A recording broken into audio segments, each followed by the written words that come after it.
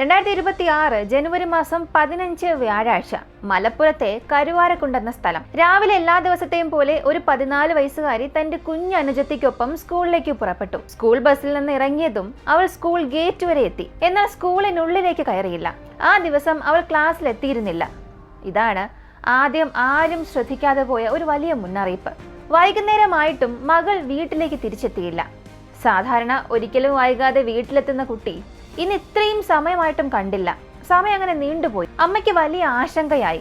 അധ്യാപകരുടെ ഫോണിലേക്കും കൂട്ടുകാരികളുടെ ഫോണിലേക്കും ഒക്കെ വിളിച്ചു ചോദിച്ചു. സ്കൂളിൽ നിന്നും പറഞ്ഞത് കുട്ടി ബസ് സ്റ്റോപ്പിൽ ഇറങ്ങിയിട്ടുണ്ട്, പക്ഷെ ക്യാമ്പസിലേക്ക് കയറിയിട്ടില്ല എന്ന്. മകൾ അന്നത്തെ ദിവസം സ്കൂളിൽ എത്തിയില്ല എന്നറിഞ്ഞതോടെ എന്തോ അപകടം മണത്തു. തുടർന്ന് അമ്മ മകളെ തിരയാൻ തുടങ്ങി. ബന്ധുക്കളെ വിളിച്ചു ചോദിച്ചു, അറിയാവുന്ന എല്ലാവരെയും വിളിച്ചു ചോദിച്ചു, മകളെ എവിടെയെങ്കിലും കണ്ടോ, മകളെക്കുറിച്ച് എന്തെങ്കിലും വിവരമുണ്ടോ എന്നൊക്കെ ചോദിച്ചു. ആർക്കും ഒന്നും അറിയില്ല. സമയം നീണ്ടുപോയിട്ടും മകളെക്കുറിച്ചുള്ള യാതൊരു വിവരവും ഇല്ല. ഫോൺ വിളിച്ചു നോക്കിയപ്പോൾ സ്വിച്ച് ഓഫ് ആണ്. അധികം വൈകാതെ തന്നെ ആ അമ്മ കരുവാരക്കുണ്ട് പോലീസ് സ്റ്റേഷനിൽ ചെന്ന് ഒരു പരാതി നൽകി, മകളെ കാണാനില്ല എന്ന്. തുടർന്നൊരു വലിയ തിരച്ചിൽ തന്നെ ആരംഭിച്ചു. ആ തിരച്ചിലിനൊടുവിൽ കണ്ടെത്തിയത് അത്യന്തം വേദനിപ്പിക്കുന്ന ഒരു കാര്യമായിരുന്നു. അങ്ങനെ ആ 14 വയസ്സുകാരിക്ക് അന്നത്തെ ദിവസം എന്താണ് സംഭവിച്ചത്? രാവിലെ അവൾ സ്കൂളിൽ പോകാതെ മറ്റെവിടേക്കാണ് പോയത്? അവസാനം അവളെ കണ്ടെത്തിയോ? അടുത്തിടെ ഈ കേരളക്കരെ ഞെട്ടിച്ച ഒരു ക്രൂരമായ കുറ്റകൃത്യത്തെക്കുറിച്ചാണ് നമ്മൾ ഇന്ന് അറിയാൻ പോകുന്നത്.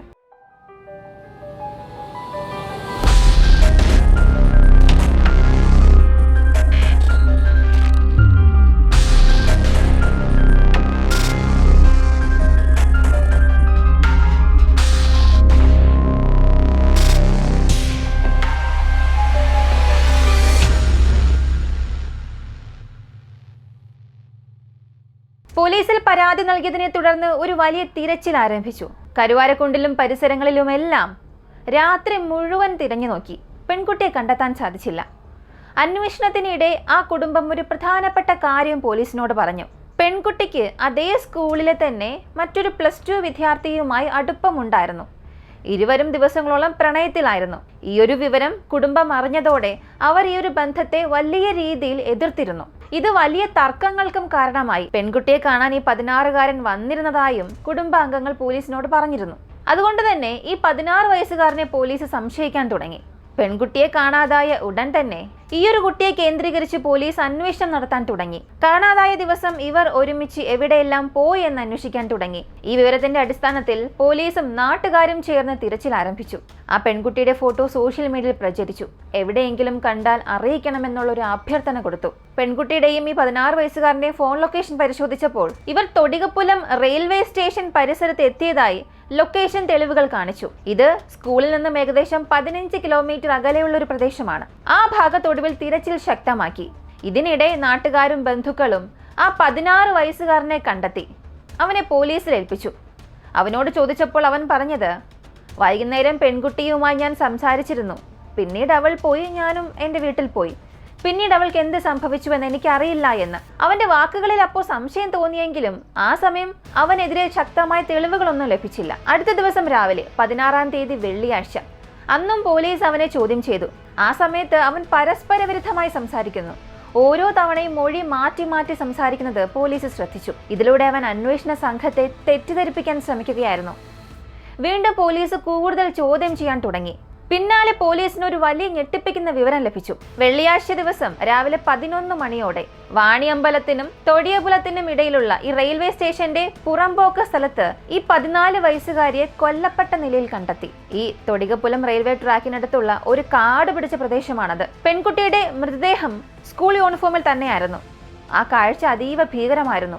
ആദ്യഘട്ടത്തിൽ ട്രെയിൻ തട്ടി മരിച്ചിട്ടുണ്ടാകുമോ എന്നൊരു സംശയം പോലീസിനുണ്ടായി. എന്നാൽ മൃതദേഹം കണ്ടെത്തുകയും ആദ്യഘട്ട പരിശോധനകളൊക്കെ നടത്തിയപ്പോൾ തന്നെ അതൊരു കൊലപാതകമാണെന്ന് പോലീസിന് മനസ്സിലായി. റെയിൽവേ ട്രാക്കിൽ നിന്നും ഉയർന്ന മേഖലയിൽ നിന്നാണ് പോലീസിന് ഈ ഒരു മൃതദേഹം കിട്ടിയത്. മാത്രവുമല്ല, ശരീരത്തിൽ മുഴുവനും മുറിവേറ്റ പാടുകളും കൈകാലുകളെല്ലാം കൂട്ടിക്കെട്ടിയ നിലയിലായിരുന്നു. കൈകൾ മുന്നിൽ ഷോൾ ഉപയോഗിച്ച് കെട്ടിയിട്ടുണ്ട്. വായിൽ തുണി കൊത്തിവെച്ച നിലയിൽ. കുട്ടിയുടെ സ്കൂൾ ബാഗ് മൃതദേഹത്തിന് അടുത്തു നിന്നും കണ്ടെത്തി. ഈ പെൺകുട്ടിയുടെ മൃതദേഹം കണ്ടെത്തിയ സ്ഥലം നടവഴിയുള്ളൊരു സ്ഥലം അല്ല, അതൊരു വിജന വഴിയായിരുന്നു. സ്വാഭാവികമായും ആസൂത്രിതമായി പെൺകുട്ടിയെ കൊലപാതകം നടത്തിയതാണെന്ന് പോലീസിന് മനസ്സിലായി. ജനസമ്പർക്കമില്ലാത്ത ഈ സ്ഥലത്തേക്ക് പെൺകുട്ടി എങ്ങനെ എത്തി?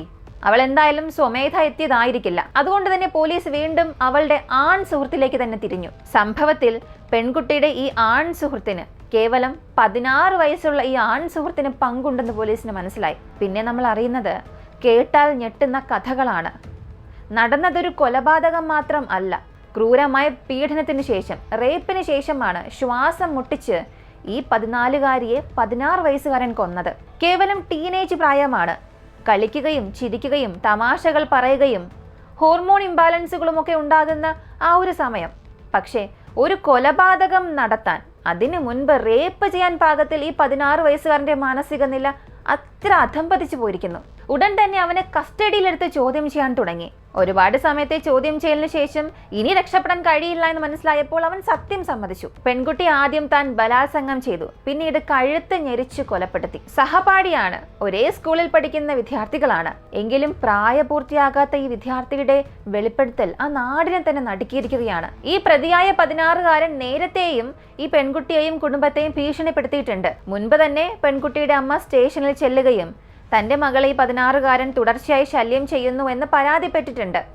ഈ പരാതിയെ തുടർന്ന് പോലീസ് സ്റ്റേഷനിലേക്ക് ഈ 16കാരനെ വിളിച്ചു വരുത്തിയ ഘട്ടത്തിൽ സ്റ്റേഷനിൽ വെച്ച് തന്നെ ഈ പെൺകുട്ടിയുടെ അമ്മയെ ഈ 16കാരൻ ഭീഷണിപ്പെടുത്തി. ഒരു ഘട്ടത്തിന് ശേഷമെങ്കിലും പോലീസ് ഈ ഒരു കേസിനെ സീരിയസ് ആയി എടുത്തിരുന്നുവെന്നുണ്ടെങ്കിൽ ഈ പെൺകുട്ടി ഇന്നും ജീവനോടെ ഉണ്ടാകുമായിരുന്നു. പെൺകുട്ടിയുമായുള്ള ബന്ധം എതിർത്തതിനാലാണ് അമ്മയെ ഭീഷണിപ്പെടുത്തിയത്. ഇപ്പോൾ ഈ അന്വേഷണം നടക്കുന്നതിനിടെ ഈ കുറ്റകൃത്യത്തിൽ കൂടുതൽ പേർക്ക് പങ്കുണ്ടാകാം എന്നും ഈ മരിച്ച കുട്ടിയുടെ ബന്ധുക്കൾ ആരോപിക്കുന്നുണ്ട്. ഒറ്റയ്ക്ക് ഒരാൾക്ക് ഇത് ചെയ്യാനാകില്ല എന്നത് സത്യമാണ്. വിജനമായ ഇടത്തേക്ക് സ്ഥല പരിചയമുള്ള ആളുകളുടെ സഹായമില്ലാതെ എത്താനാകില്ല. വ്യാഴാഴ്ച വൈകിട്ടോടെ റെയിൽവേ സ്റ്റേഷന് സമീപത്തായി 4 പേർ നടന്നു പോകുന്നത് കണ്ടതായും പറയപ്പെടുന്നു. അതിൽ ഈ കൊല്ലപ്പെട്ട പെൺകുട്ടിയും ഉണ്ടായിരുന്നതായുള്ള വിവരം പുറത്തു വരുന്നുണ്ട്. എന്തായാലും ഈ കസ്റ്റഡിയിലായ ആൺകുട്ടി അത്ര നല്ല സ്വഭാവമുള്ളവനല്ല, ലഹരിക്ക് അടിമയാണെന്നും പറയപ്പെടുന്നുണ്ട്. പെൺകുട്ടിക്ക് മറ്റൊരാളുമായി ബന്ധമുണ്ടെന്ന ഒരു സംശയം അത് വൈരാഗ്യത്തിനും കൊലപാതകത്തിനും കാരണമായി എന്നാണ് ചോദ്യം ചെയ്യലിൽ ഈ 16കാരൻ നൽകിയ മൊഴി. വ്യാഴാഴ്ച സ്കൂളിലേക്ക് പോയ പെൺകുട്ടി രാവിലെ മുതൽ ഇവന്റെ കൂടെ തന്നെ ഉണ്ടായിരുന്നു. അതിനിടെ മറ്റൊരാളോട് അടുപ്പമുണ്ടെന്ന സംശയത്തിന്റെ പേരിൽ 2 പേർക്കും ഇടയിൽ വാക്കുതർക്കമുണ്ടായി. തുടർന്ന് ബലാത്സംഗം ചെയ്ത ശേഷം കഴുത്ത് ഞെരിച്ച് പെൺകുട്ടിയെ കൊലപ്പെടുത്തി. ഇതായിരുന്നു അവൻ നൽകിയ മൊഴി. കേവലം 16 വയസ്സ് മാത്രം പ്രായമുള്ള ഒരു പയ്യൻ, നമ്മുടെ നാട്ടിലെ ടീനേജുകാരൻ. അവൻ മദ്യം ഉപയോഗിക്കും, ലഹരി പദാർത്ഥങ്ങൾ ഉപയോഗിക്കും. സ്വന്തം സഹപാഠിയായ പെൺ സുഹൃത്തിനെ റേപ്പ് ചെയ്ത് കൊല്ലാനുള്ള മാനസിക നിലയിലേക്ക് അവൻ അധംപതിച്ചു പോയിരിക്കുന്നു. എന്തായാലും ഒരമ്മ രാവിലെ സ്വന്തം മകളെ ഒരുക്കി സ്കൂളിലേക്ക് വിടുന്നു. അവളുടെ ഭാവിയെ ഓർത്ത് ഒരുപാട് പ്രതീക്ഷകളുണ്ടായിരുന്നു. എന്നാൽ ആ കുടുംബത്തിലേക്ക് എത്തിയത് മരണവാർത്തയായിരുന്നു, ഒരു കൊലപാതക വാർത്തയായിരുന്നു. തൻ്റെ മകൾ റേപ്പ് ചെയ്യപ്പെട്ടതിന് ശേഷം കൊല്ലപ്പെട്ടു എന്ന വാർത്തയാണ്. എന്തായാലും ആ പെൺകുട്ടിയുടെ അമ്മയ്ക്കും വീട്ടുകാർക്കും ഇനിയുള്ള നിമിഷങ്ങൾ, ദിവസങ്ങൾ ഒക്കെ വളരെ കഠിനമായിരിക്കും. പെൺകുട്ടിയെക്കുറിച്ച് സ്കൂളിലുള്ളവർ പറയുന്നത് അവൾ നന്നായി പഠിക്കുന്ന ഒരു കുട്ടിയായിരുന്നു, മിടുക്കിയായിരുന്നു. സ്റ്റുഡൻറ് പോലീസ് കാഡറ്റ് പരിപാടികളിലൊക്കെ അവൾ സജീവ പങ്കാളിയായിരുന്നു.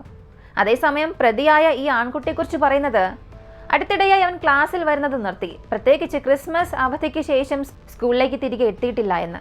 സത്യത്തിൽ നമ്മുടെ ഈ കുട്ടികൾക്ക് ഇതെന്താണ് സംഭവിക്കുന്നതെന്നേ മനസ്സിലാകുന്നില്ല. മുൻപൊരിക്കലും ഇല്ലാത്ത വിധം കൗമാരക്കാർ ഇരകളും പ്രതികളുമാകുന്ന കേസുകൾ വർദ്ധിച്ചു വരികയാണ്. നമ്മുടെ നാട്ടിലെ സിസ്റ്റം വീണ്ടും പരാജയപ്പെടുകയാണോ? ആധുനിക കാലത്തെ സൗകര്യങ്ങളെ ഒറ്റ വാക്കിൽ കുറ്റപ്പെടുത്തുന്നതിനപ്പുറം സ്കൂളുകളിലും വീടുകളിലും ഒക്കെ ഇനിയും ഒരുപാട് മാറ്റങ്ങൾ ആവശ്യമാണ്. ലഹരി ഉപയോഗം ഒരു നാടിനെ കൊണ്ടുചെന്നെത്തിച്ചിരിക്കുന്നത് ഇത്തരത്തിലുള്ള അധാർമികതയിലേക്കാണ്. ഈ കഥ നമ്മളോട് പറയുന്നത് ഒരു കാര്യമാണ്. കുട്ടികളൊക്കെ അപകടത്തിലാകുന്നത് ഒറ്റ നിമിഷം കൊണ്ടാണ്. പക്ഷേ അപകടത്തിലേക്ക് അവരെ തള്ളിവിടുന്നത് നമ്മൾ പലപ്പോഴുമായി അവഗണിച്ചു പോയ ചെറിയ ചെറിയ മുന്നറിയിപ്പുകളാണ്. ബന്ധങ്ങൾ, ഭീഷണികൾ, പെരുമാറ്റത്തിലെ മാറ്റങ്ങൾ ഇതൊക്കെ സമയത്ത് ഗൗരവമായിട്ടെത്തിരുന്നെങ്കിൽ ഇന്ന് ആ 14 വയസ്സുകാർ ജീവിച്ചിരുന്നേനെ. അപ്പോൾ ഇവിടെ പരാജയപ്പെട്ടത് ഒരാൾ മാത്രം അല്ല, പരാജയപ്പെട്ടതൊരു സമൂഹമാണ്. കുട്ടികളുടെ സുരക്ഷ വീട്ടിലെ മതിലുകൾക്കുള്ളിൽ മാത്രമുള്ള വിഷയമല്ല. സ്കൂൾ, പോലീസ്, സമൂഹം, സിസ്റ്റം എല്ലാവരും ഒരുമിച്ച് ജാഗ്രത പുലർത്തിയാൽ മാത്രമേ ഇനി ഒരു കുട്ടിയുടെ ജീവൻ നമുക്ക് മുന്നിൽ ഇങ്ങനെ നഷ്ടപ്പെടാതിരിക്കുകയുള്ളൂ. മൗനം ഒരിക്കലും രക്ഷയാകില്ല. സമയത്തുള്ള ഒരു ഇടപെടലാണ് രക്ഷ. ഇനി ഇത് ആവർത്തിക്കാതിരിക്കാൻ നമ്മൾ എന്താണ് ചെയ്യേണ്ടത്? ഈ ഒരു ചോദ്യത്തിന് ഉത്തരം കിട്ടാതെ പോയാൽ ഇതുപോലുള്ള കഥകൾ വീണ്ടും വീണ്ടും നമ്മൾ കേൾക്കേണ്ടി വരും. ഈ ഒരു സംഭവത്തെക്കുറിച്ചുള്ള നിങ്ങളുടെ അഭിപ്രായങ്ങളും നിർദ്ദേശങ്ങളും കമന്റിൽ പറയുക. ഇങ്ങനെയുള്ള വളരെ വ്യത്യസ്തമായ നമ്മുടെ സമൂഹത്തിൽ സംഭവിക്കുന്ന യഥാർത്ഥ കേസുകളെക്കുറിച്ചൊക്കെ അറിയാൻ താല്പര്യമുള്ളവരാണ് നിങ്ങളെങ്കിൽ ഇപ്പോൾ തന്നെ വിക്കിവോക്സ് മലയാളം എന്ന നമ്മുടെ ഈ ചാനൽ സബ്സ്ക്രൈബ് ചെയ്യാം. ഇതുവരെയും ലൈക്ക് ചെയ്യാതെ കണ്ടുകൊണ്ടിരിക്കുന്നവരാണെങ്കിൽ ഇപ്പം തന്നെ ഒരു ലൈക്ക് ചെയ്യുക. നിങ്ങൾ നൽകുന്ന ലൈക്കായിരിക്കും ഈ ഒരു വീഡിയോ മറ്റൊരുപാട് പേരിലേക്ക് കൊണ്ടെത്തിക്കാൻ സഹായിക്കുന്നത്. മറ്റൊരു വീഡിയോയുമായി വീണ്ടും കാണാം.